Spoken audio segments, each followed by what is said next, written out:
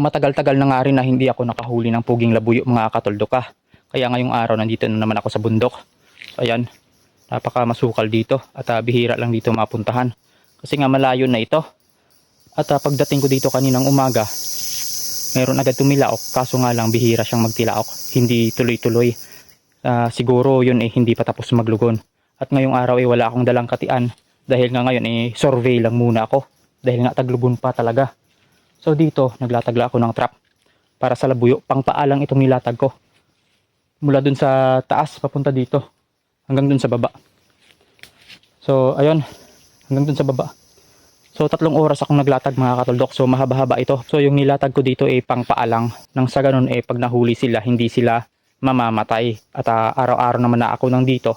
Kaya, kapag merong huli, agad na maaabutan natin, makukuha. So papakita ko sa inyo itong aking nilatag mga katuldok. Ito yung aking nilatag na trap. At ito na mga katuldok yung aking trap. Ang tawag naman dito sa amin tiglapak. Kumbaga sa paa lang siya mahuhuli. So ayan. At ang gamit kong tali dyan pamo. So ayan. Kung makikita nyo. Dinoble ko kasi medyo maliit itong aking pamo. Baka maputol.